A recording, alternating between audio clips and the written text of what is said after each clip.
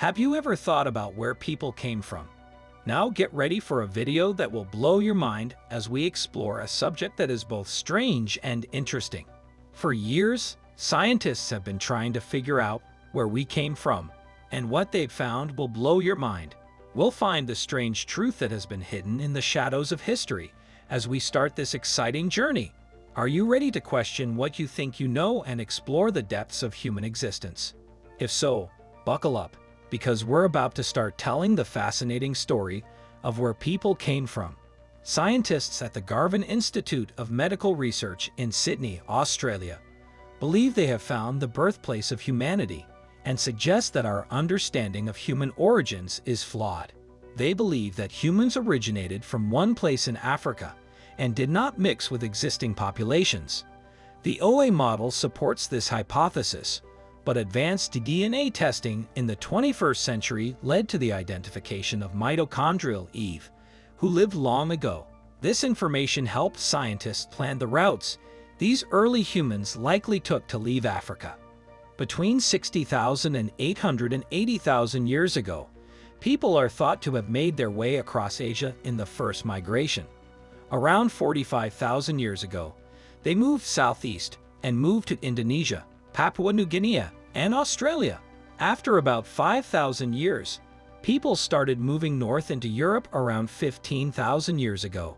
Geneticist Vanessa Hayes was asked to trace the lineage back to Botswana, specifically to a part of southern Africa called Lake Magadi.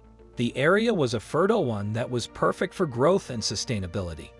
As climate change affected the continent, new rains turned once desert plains into lush plant life, allowing early humans to travel along new paths. Dominic Domick, a papino-geologist at the University College London, sought to answer the most important question about human origins ever. He planned a trip to the Nordic Supercrystal Belt in Canada in 2008, which was once a volcano. Dominic and his team found mineral sections that looked like structures made by microscopic organisms and underwater vents. They collected over 100 pounds of rocks and examined them under a microscope. Many geologists didn't believe Dominic's idea, as people have always had different ideas about how biological life began. Charles Darwin thought that a certain chemical reaction in a warm little pond might have caused it, but since paleobiologist J. Willem reported in the 1990s that he had found bacteria in Australia that were 3.5 billion years old, many other ideas have come up. In 2019, China was the first country to land a probe on the far side of the moon, making history in space. The Chang'e 4 mission, led by Wu Yanhua, is dedicated to exploring life on the moon, sending various organisms to thrive and survive. The Chinese Space Agency, CSA, launched a mission to grow crops on the moon, aiming to combat pollution and climate change. The mission was initially planned to grow potatoes and cotton plants in a biosphere inside the spaceship.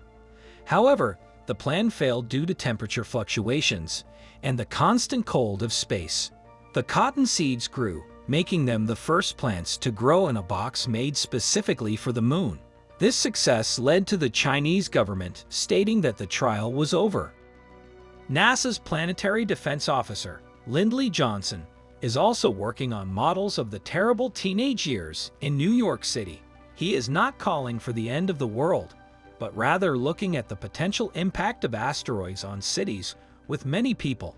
NASA's team is focused on understanding how far the damage would go and keeping running models to learn more about where asteroids are most likely to hit and what kind of damage they might cause. In 2015, Congress increased Lindley's yearly spending power from $5 million to $50 million, giving him more money than he ever thought possible. To keep comets from hitting Earth, the NASA team put together a huge amount of data and cutting-edge technology. They have found more than 2,000 asteroids in our solar system that are big enough to wipe out an entire continent. Lindley has other plans, such as using kinesthetic impactors to change the path of an asteroid. When unmanned aircraft hit an asteroid at high speed, they would push it away from Earth.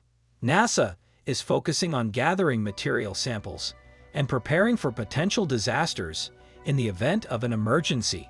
They are also increasing their efforts to stop asteroids by setting up more orbital telescopes to monitor space rocks in the solar system that could be dangerous to life. The most important thing in the end is being able to see disasters coming, as most deflection methods take months or years to set up. NASA is not fighting this battle alone, with Lindley's team practicing with the Federal Emergency Management Agency to prepare for damage that might happen after an accident.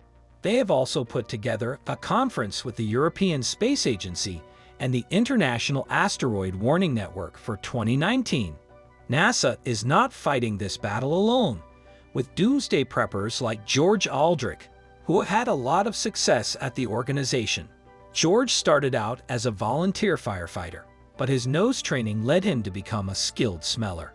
After the Apollo 11 disaster, NASA needed people on staff who could stop disasters that most people would not see coming. George took an astrology test to see if he was qualified and was eventually sent to the White Sands test site to start his new job as a chemical specialist. George is the chief sniffer, or anisole nude, as he smells everything NASA sends into space.